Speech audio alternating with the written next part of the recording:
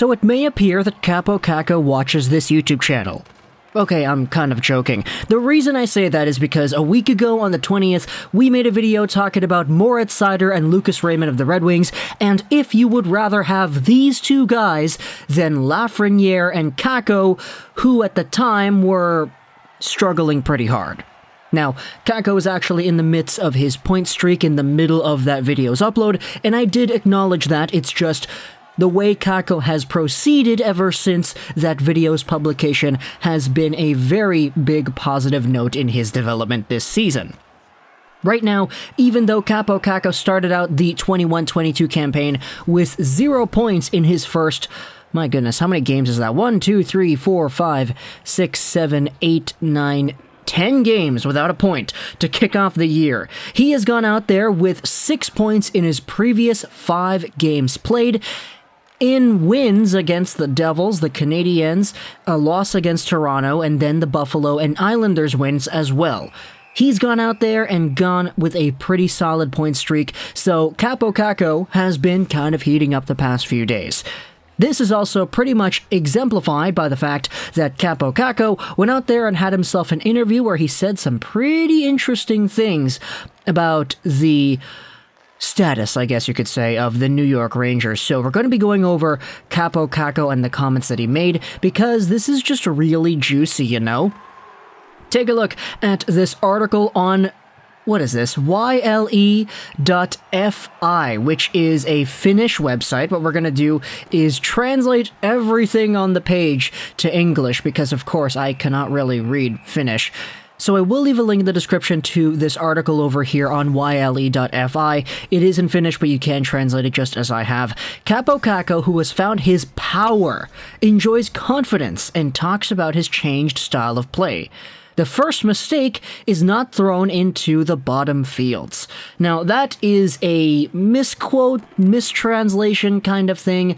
What I'm going to be doing for a lot of these translations is kind of rewording it to make it make more sense in English, because obviously some of these translations word for word from Finnish to English are not the best. But essentially what this quote at the top here means: the first mistake does not make you get thrown onto the fourth line. So, yeah, there you go. That's kind of a big change if you want to go out there for a 20-year-old hockey player who is content with trying to make his NHL success story work. For Kaapo Kakko, 20 years old of the New York Rangers, the start of the NHL season this year seemed frighteningly familiar. The Turku forward's game on Broadway went quite nicely, but the results did not follow. The balance of the first 10 games was recorded for a TPS, oh my goodness, the TPS breather. The TPS forward scored 0 points and 0 goals in his first 10 games. However, the Rangers' young Finnish striker did not fetch a panic button during the dry season. For the first time in his career, Kakko was not in the middle of a dry spell. 2 years ago, he played 19 games without a goal. When he finally scored, the facilitating goal was followed by a new dry spell of 13 games. Last year, he went 19 games again without a goal. In addition to goals, Kakko was still looking for his holistic play in the coming year, but already last season, his puck-free play was significantly better. Getting into the quotes over here, Kaapo Kakko says that even though he knows that the games have gone by and he's not getting goals and all that, he knew at some point those points would start to come. The article then brings up the coaching change in New York from David Quinn last year to Gerard Gallant this year. The situation was completely different now during that goal-free period for Kakko, when he saw the coach's confidence in him and the fact that he knows the game is otherwise good. Our line has played well even though we haven't scored any points. In previous years, in such situations, Kaapo Kakko would find himself quite quickly getting lowered in the lines, he says. According to Kakko, Gallant has given players more lines anyway. I don't know about others, Kakko says, but at least in my own experience is that now there will be more credit. The first mistake does not immediately put you on the bottom line to sit. Those mistakes come, however, but now dare to try something stuff. Okay, yeah, this is why we need to make a different translation kind of service right here. But now you can dare to try stuff at times that you don't always have to just throw the puck in the end. Pretty much what he is saying is that he is not afraid to go out there and actually try some fancy, dynamic plays that he would normally get benched for if things wouldn't work out. instead of just dumping it into the end zone, going on a change, going on to another line, and eventually just doing the whole process over again. Gerard Gallant is giving guys like Kaapo Kakko the reins to go free. And it's kind of what we noted as the biggest indicator as to a change in direction with this hockey team. David Quinn last year would coach this squad in a very particular way, and this pattern of putting guys on the fourth line for making a mistake and sitting them for the rest of the period or maybe even the rest of the game because they do something bad, it was pretty prominent, and the way that it infected guys like Kaapo Kakko, there was this segment on Twitter that was going around because of this Kaapo Kakko article from Finland from a few years ago. This is on ESPN 98.7 FM Radio Talk, and they're talking about Kaapo Kakko and the New York Rangers, and because this is an older clip, this is from the time when David Quinn was actually the head coach, and the hosts are talking about how it's so dumb that Kaapo Kakko scores a goal in the game they're discussing, then he takes a bad penalty, and then he's benched for the rest of the game by David Quinn, because, yes, sitting a guy for making a mistake is really going to show him, and it's really going to make him develop in the proper way, right? Aside from giving him proper playing time and allowing him to score goals like he had earlier in that game.